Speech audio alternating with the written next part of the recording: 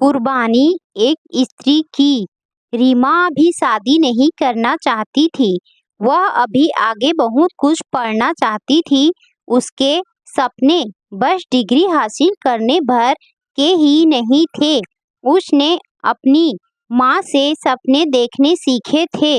उसके सपनों में एक जान थी। जब भी रीमा की माँ शारदा जी बोलती कि बस कर बेटा, कितना पढ़ेगी, थक जाएगी, अब थोड़ा आराम कर ले, रीमा झट से बोल पड़ती, अरे माँ, अभी तो मैंने पढ़ना ही शुरू किया है और आप थकने की बात भी करने लगी।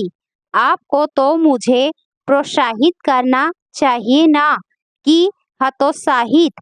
शारदा जी को पता था कि अब तो ये डायलॉग मुझ पर पड़ने ही वाले हैं।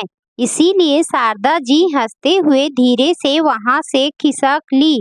मन ही मन बोलती हैं कि बेटी, तू जितना पढ़ना चाहती है मैं तुझे पढ़ाऊंगी। क्या हुआ, तेरी सर पर पिता का हाथ नहीं है? मैं तुझे सपने दिखाऊंगी, मैं ही उसे पूरे भी करूंगी। एक माँ का बेटी से वादा है। रीमा माँ से बोलती है, मुझे पता है माँ, आपको मेरी कितनी फिक्र रहती है। मैं कहीं थक ना जाऊं, इसीलिए आप मुझे आराम करने के लिए बोलती हो। पर माँ, अगर मैं अभी से थक जाऊंगी तो मेरे सपने तो मर जाएंगे। इसीलिए मुझे हमेशा कठिन परिश्रम करना पड़ेगा। वैसे भी माँ, हम जैसे छोटे से गांव में रहने वाले लोगों को सब कुछ इतनी आसानी से नहीं मिलेगा। कुछ पाने के लिए तपस्या करनी ही पड़ेगी। शारदा जी कहती है कि हाँ बेटा, वो तो है। कुछ पाने के लिए हमें हजारों कुर्बानियां देनी पड़ती हैं।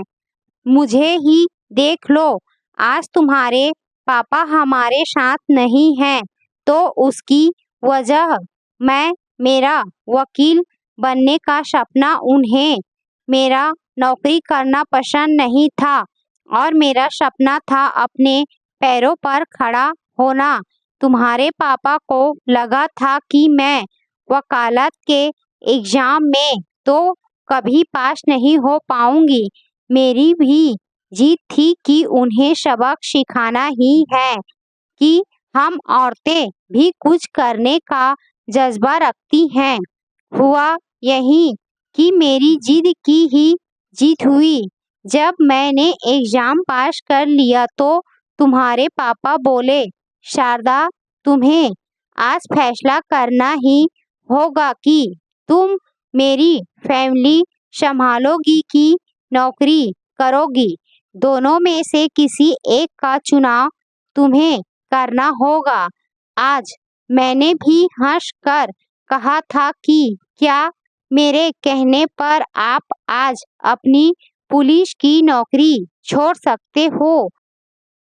उनका जवाब था नहीं।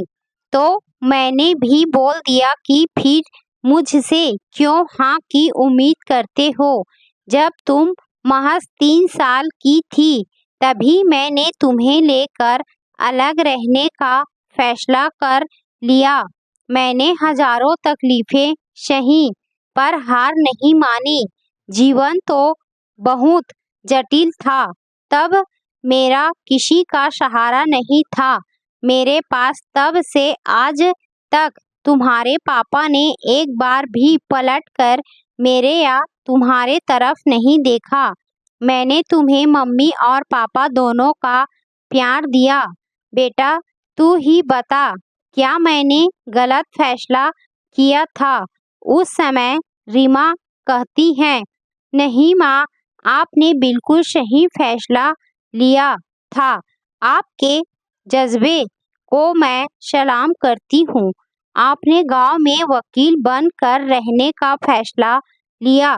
ऐसो आराम की जिंदगी को ठुकरा कर आपने गरीब बेसहारा लोगों के लिए वकील बनने की जो शपथ ली है, उससे समाज को सीख लेने की जरूरत है।